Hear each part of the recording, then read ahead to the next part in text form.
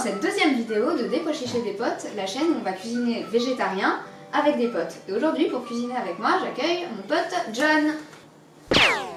Alors dis-moi, pourquoi est-ce que tu as accepté de cuisiner avec moi pour cette vidéo? Parce que j'ai reçu un texto. Ah, c'est génial! Et les textos, moi en général, je réponds toujours positivement, tu vois. Alors je suis venu et nous allons cuisiner un bon repas. Voilà, Très ça bien. fait plaisir. Alors, aujourd'hui, on va cuisiner un plat typiquement français, un plat un peu traditionnel, parce qu'en fait, quand on aime un peu la cuisine française, on se rend compte que toute cette gastronomie tourne autour de la viande en fait, des viandes en sauce, etc. Voilà. Et c'est un peu compliqué quand on veut devenir végétarien parce que les légumes sont considérés dans nos habitudes juste comme des accompagnements en fait. Et là, on voudrait vous montrer que pour commencer avec le végétarisme, ou si vous voulez réduire votre consommation de viande, en fait, c'est plus facile de commencer par des plats qu'on connaît et essayer de remplacer la viande par autre chose. Complètement d'accord, j'aurais pas dit mieux. J'aurais vraiment pas dit mieux. Non, ça me fait plaisir, je vais découvrir ton plat. Et comment il s'appelle son plat? Alors, aujourd'hui, on va faire un poulet à l'angevine, sans poulet évidemment. Et donc, pour remplacer le poulet, vous pouvez utiliser soit des simili-viandes, parce qu'il y en a de plus en plus qui existent dans le commerce aujourd'hui. Et d'ailleurs, effectivement, les simili-viandes... C'est dur, hein? Donc, d'ailleurs, oui, effectivement, les simili-viandes, on en a goûté des très bonnes au Festival Vegan de Montréal il y a quelques semaines. Et voilà, c'était très bon et c'était très intéressant, les textures sont très proches. Des fois, c'en est presque perturbant. C'est troublant. Des fois, c'est troublant quand t'as pas mangé de viande depuis des mois, voire des années, et que tu manges un truc à goût de poulet. C'est bizarre. Tu culpabilises presque un petit peu. Oui, j'ai pleuré un poulet qui n'était pas mort. Alors pour cette recette aujourd'hui, on va avoir besoin de quelques ingrédients très simples. Du vin blanc. On va avoir besoin de champignons. Alors ici j'ai pris deux sortes de champignons différents. Et on va avoir besoin de 2 oignons, 2 échalotes. On va avoir besoin de crème fraîche si vous êtes végétarien, et si vous êtes végétalien, vous pouvez remplacer ça par de la crème de soja ou de la crème de riz. Vous pouvez rajouter de la moutarde à l'ancienne. On va dire que c'est pas dans la recette officielle, mais ça rajoute un petit goût un peu sympa. Et puis du sel et du poivre évidemment. Pour accompagner ça, on va faire du riz brun. Le riz brun c'est plus intéressant que le riz blanc parce que ça contient plus de fibres, de protéines, c'est plus intéressant d'un point de vue nutritionnel. Ça prend beaucoup plus de temps à cuire, ça prend environ 45 minutes en général. Donc nous on a commencé à le faire cuire, là ça va cuire tranquillement. Et à la place du poulet, on va utiliser du sétan. Mais dis-moi Claire, qu'est-ce que le sétan? Alors le sétan, ce que d'aucuns pourraient appeler la kryptonite du hipster, c'est un mélange fait à partir de farine de gluten. Donc voilà, il vaut mieux pas être intolérant, et qui donne quelque chose d'à la fois tendre et un peu élastique. Donc il y a une texture qui se rapproche un petit peu de la viande. C'est assez goûtu. Et voilà, ça fonctionne bien pour remplacer du poulet par exemple. Et je vais vous montrer tout de suite comment ça se fait.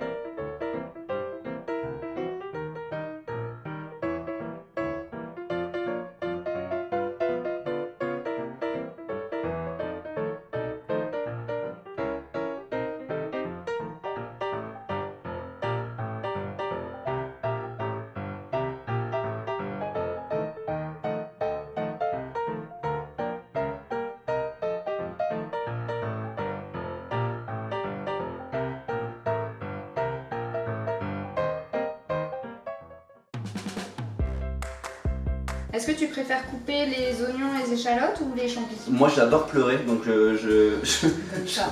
j'adore Titanic. Du coup je vais couper les trucs. Ah ouais, là on voit ça. Et en parlant d'émotions, parlons de ton rapport au végétarisme. Tiens. Oh non, je vais pleurer. Depuis quand t'es... Enfin, qu'est-ce que t'en penses? Est-ce que tu te considères comme végétarien? Je me considère comme...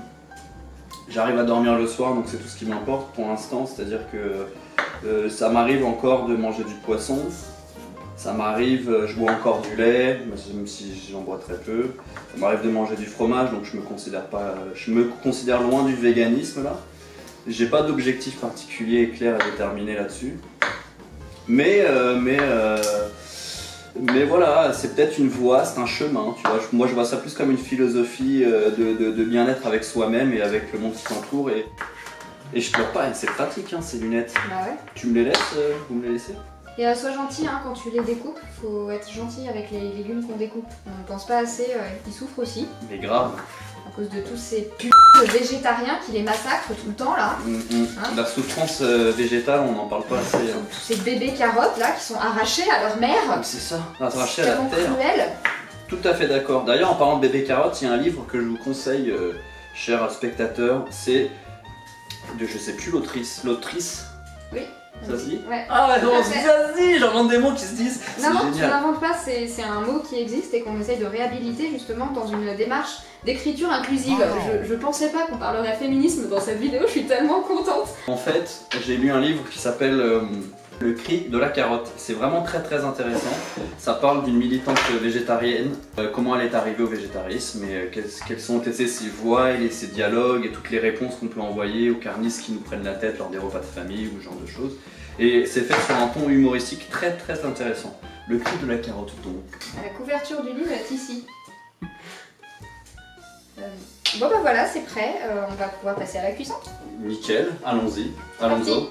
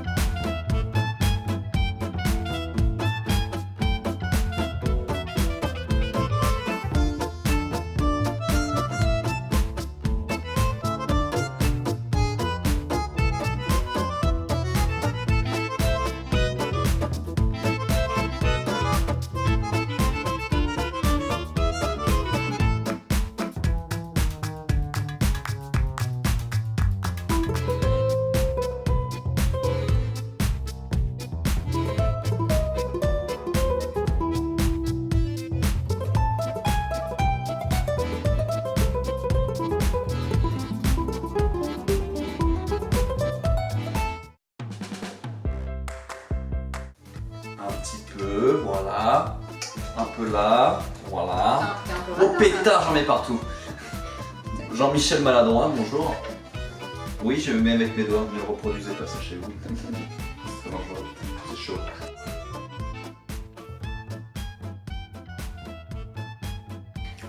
Bon bah voilà, on va pouvoir passer à table. Ah parce oui. que, Parce qu'on a grave la dalle. Allez, c'est parti. Voilà, j'espère que ça vous aura plu, que ça vous donnera envie d'essayer cette recette, de l'adapter éventuellement, parce que c'est déclinable à l'infini. Voilà, et n'hésitez pas à montrer ça à vos amis, à leur faire goûter pour leur montrer que les végétariens ne mangent pas que de la salade. Hein. N'hésitez pas à vous abonner à la chaîne, à mettre un petit pouce en l'air en signe d'approbation. Deux, tu peux en mettre deux? Non, je crois Non, que ça c'est serait un. nul. Ok, bon bah Ouais, un seul. c'est dommage. Voilà, bah merci beaucoup, et puis bah à la prochaine. La bise. Et bon appétit! Bon appétit.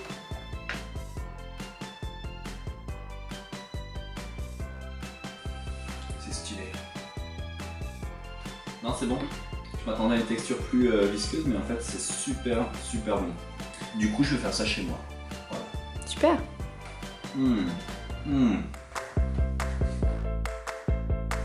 Et on en apprend tous les jours avec les recettes des potes, c'est pas ça. C'est quoi les copotes et les potes? Des pois chiches et des Les pois chiches et les potes. Les compotes et les pois chiches.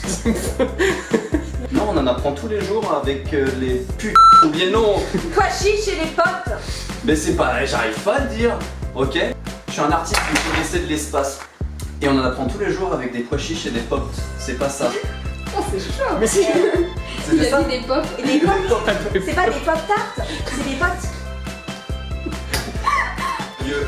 Boum, boum, boum, boum, boum. Oh pétard. Les pois chiches et des Et c'est vraiment cool parce qu'on en apprend tous les jours avec des pois chiches et des potes. Et oui. Merci, Voilà. je l'ai. Les galettes.